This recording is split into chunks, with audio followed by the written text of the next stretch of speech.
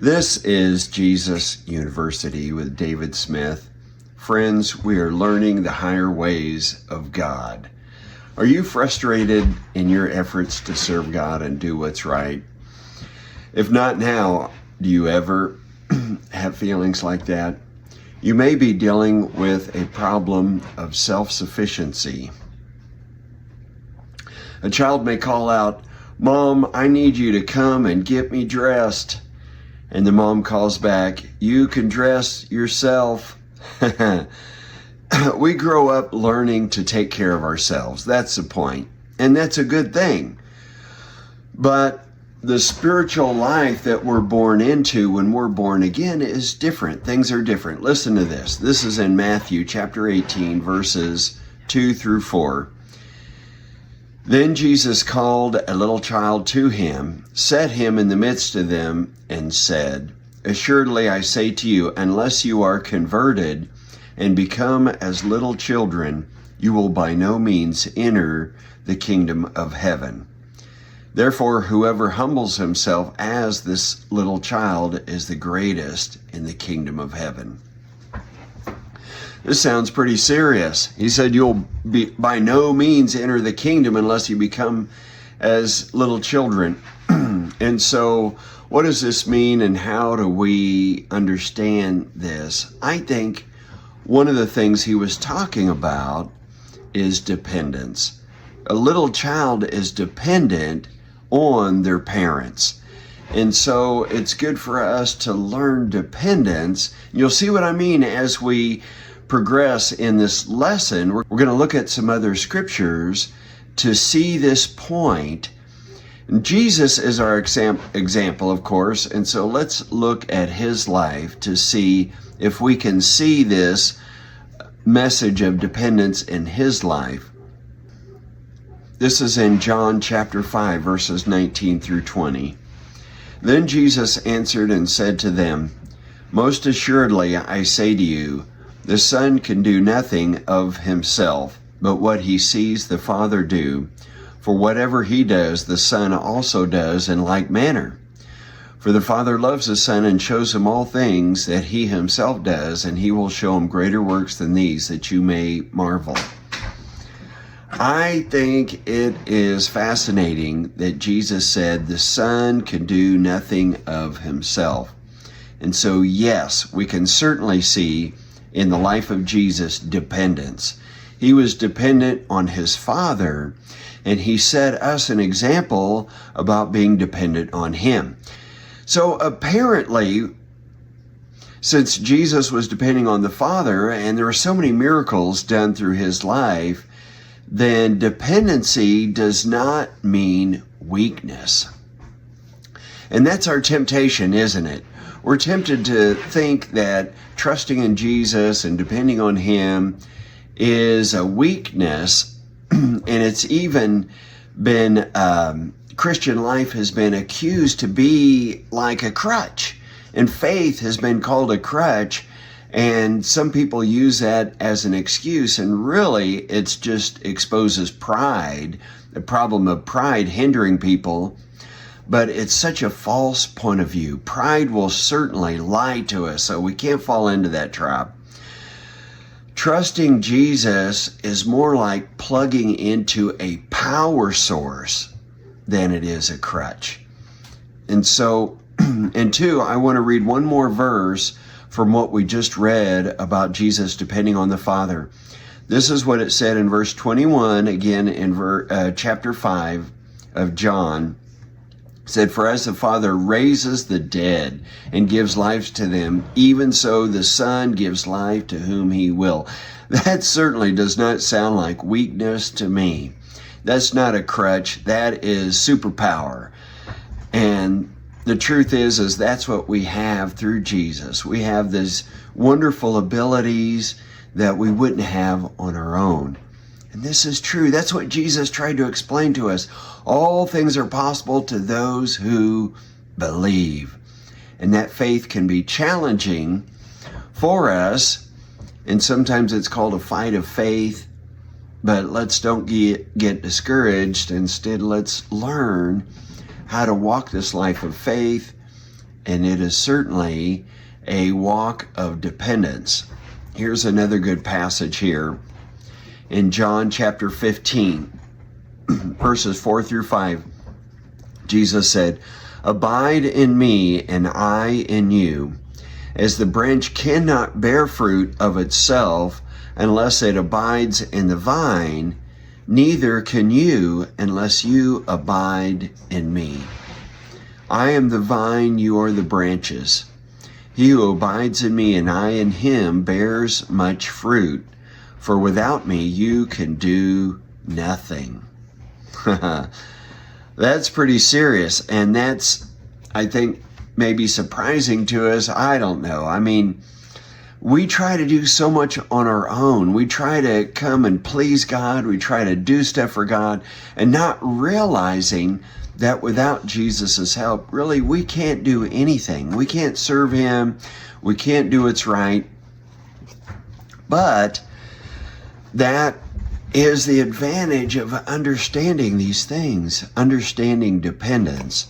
That means everything that we're supposed to do what's right, we do with his help. And it's not difficult to get his help. It's just about learning to trust him, to walk with him.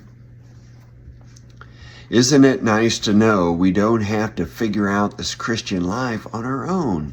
He walks with us through it. This old hymn is a good reminder of these things. It says, "Learning to lean. I'm learning to lean on Jesus, finding more power than I ever dreamed. I'm learning to lean on Jesus." In today's world, AI may be able to do wonderful things for us, and especially in years to come, I imagine that it's going to help humanity because knowledge is powerful. But we will always need Jesus to have good character, to get to life after death, for our day-to-day life, to get through the problems and struggles of life. We need Jesus now, and always we're going to need Jesus. And so I think, though, with the times that we're coming into, it's good for us to remember these things, to get it in our heart, and to know that dependence is how to live this life, how to get through this life. Jesus said, "Watch and pray." And I think that that is a good way for us to remember our dependence and remember what it means to depend on him. Here's another good scripture for it. Galatians 5:16. It says, "I say then, walk in the Spirit, and you shall not fulfill the lust of the flesh." What does it mean, walk in the Spirit? It means to trust in Jesus. And when I trust in Jesus, then his Spirit is helping me. You know, when we look at this verse in light of all these other scriptures that we've been talking about, it makes more sense. Sometimes I've read this, walk in the Spirit, and I thought, how do I do that? I mean, what exactly does that mean in my day-to-day life? But when we're talking about it in light of all these other verses, when Jesus said, "Abide in me," then I can see the fact that when I trust in Jesus, then the Spirit is helping me. And then I'm getting help to be able to live out this Christian life. And just like it says, when I'm walking in the Spirit, when I'm trusting in Jesus, I will not fulfill the lust of the flesh.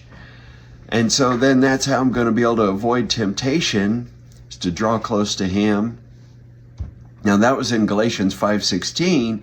If we go just a little bit further down in Galatians, we can see this in verses 22 and 23 of that same chapter 5. But this fruit of the Spirit is love, joy, peace, long-suffering, kindness, goodness, faithfulness, gentleness, self-control. Against such there is no law. That list is fantastic. And that list is how that we're able to walk out the Christian life, because those are the things that we have when we're trusting in Him.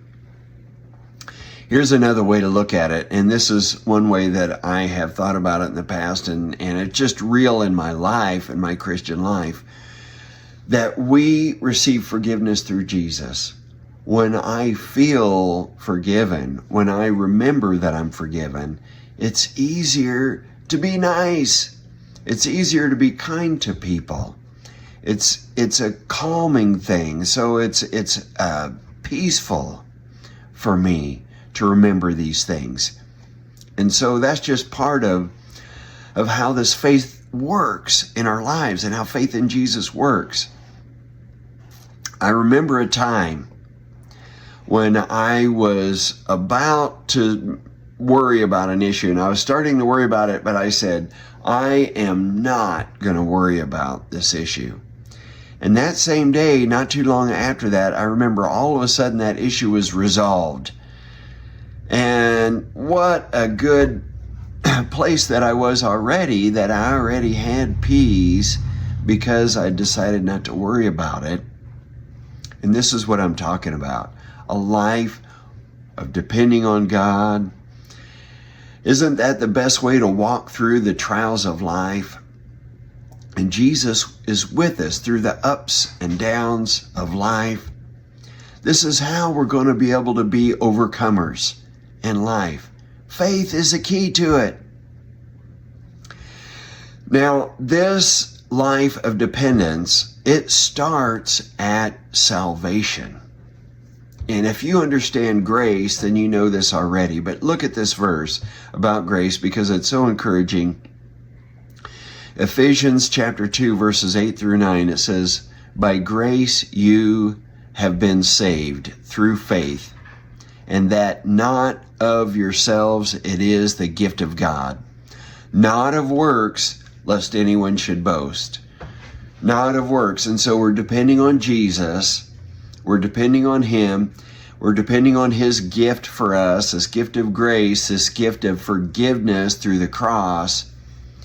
And I think if we understood grace already, then we know these things. But how often do we slip back in to self-sufficiency, trying to depend on ourselves, trying to figure everything out on our own?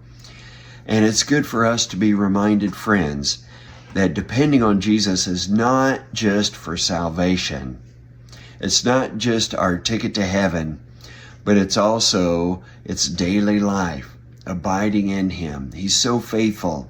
If we've made a mistake, what do? Do we think, oh, well, I've drifted away and I'm in trouble, and no, friends, we got to come right back to Jesus right away.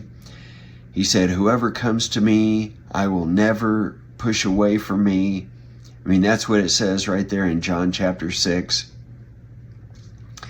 And here's another perspective on it to put this into perspective, because I know what we're tempted to think is that if we're depending on God, then we're going to be lazy. And it's not like that. This is in Hebrews chapter 6, verses 11 through 12. It says, and we desire that each of you should show the same diligence to the full assurance of hope until the end, that you do not become sluggish, but imitate those who through faith and patience inherit the promises. Exercising faith and hope takes an effort. It takes patience to keep a patient effort to keep our full assurance of hope. And so just like he said, it takes a diligence. And this is what the Christian life is about. It's an effort to have rest. It's paradoxical, but it's wonderful. And it's what following Jesus is all about. And so God bless you, friends. Join us again next time for Jesus University, and pray for me. Bye for now.